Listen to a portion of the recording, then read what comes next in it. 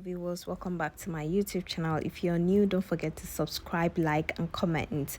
Now I am I am doing a makeup for a client, and yeah, so we started by applying primer. I applied a mattified face primer on my client. As she has a sweaty face, kind of. Sometimes she has some sweat coming out from her nose and on top of her head, her forehead, and then yeah, her chin. Is that what? Yeah. So what I did, I mattified, and then I added some setting powder to soak up all the oil. I will not say sweat, sorry, it was oil that comes out of her nose and her forehead. So I did that, and I started her eyebrows. I used this eyebrow pencil brown number 18. Sorry guys, I'm going to put all the products in the description box below. I used affordable products and our makeup came out really well. My client really loved her makeup. So I used this pencil on her brows, and my client has a tattooed brow. So what I did, I had to be careful in drawing the brows, and I also had to be sure that the brows really came out nicely, because when you're doing a makeup and the brows are not that all good, the makeup itself will look kind of somehow. So I was careful with her brows. I kept arranging and rearranging the brows, you understand?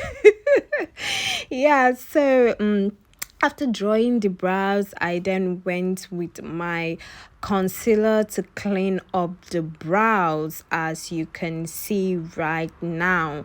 So I cleaned up the brows with my concealer, and I made sure I blended the concealer really well, so that we will not have something that is so ashy and looking not so nice, and then oil everywhere. I made sure I controlled the oil. That was the reason why I used the mattifying primer and also the setting powder you saw me use.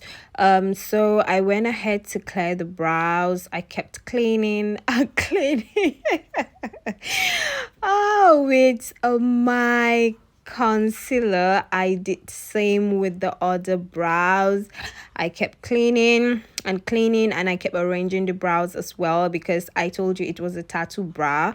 I had to be very careful with that. I had to make sure I followed the tattoo and also clean it up, make sure the tattoo part is not showing and all that. So I kept cleaning and arranging, making sure our eyebrow really came out nice and clean.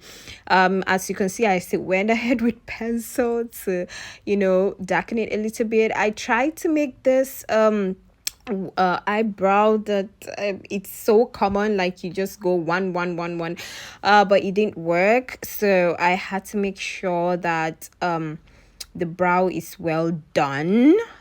And after that, I went ahead to start putting our eyeshadow. As you can see, my client's daughter kept putting her hands on the camera, just to show herself. Anyways, I went ahead with my eyeshadow, and my client didn't want something so shouty, so she just wanted something really nice, nude, and she didn't like shouty at all. This is not my first time doing makeup for her, actually, so I already knew what she wanted. But this time around, I was like, let's just start to try something extra for you. She was reluctant, but we anyways did, though not so much eyeshadow. As you can see, I just really liked eyeshadow, and she was kind of showing me what she wanted on the phone, and I kind of tried to make sure I brought out what she wanted. So we kept looking and adding a little bit, but I really wanted to go more for her, but she was like, no, she is old school and she just wants something really nice and cute. Yeah, so I went ahead by the side of her eye, by the ends of her eye, to just add a kind of darker shade, not a really black, but should I say maroon.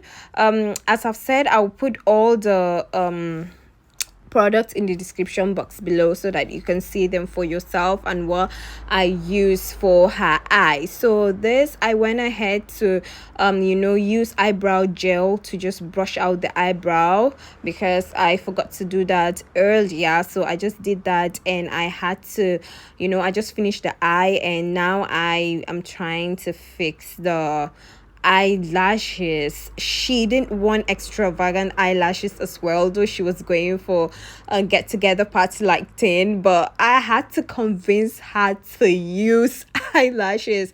She didn't really like eyelashes and all these eye products a lot, so but we ended up using eyelashes that is not so much extravagant, but something really nice. So what I did was I went with bonding glue.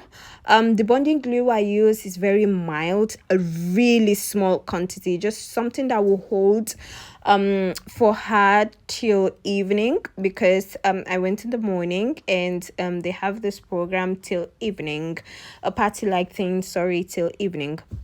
So I put the eyelashes for her, and she was just saying my eye is doing oh god, I really had fun with this client anyways. So I went ahead and brush the eyelashes and her eyelashes to make sure everything are good together. So now I started adding the foundation itself. I use Fenty foundation from Rihanna, so that was the foundation I used. But still, I'll put all the products, as I've said, in the description box below. I use my blending,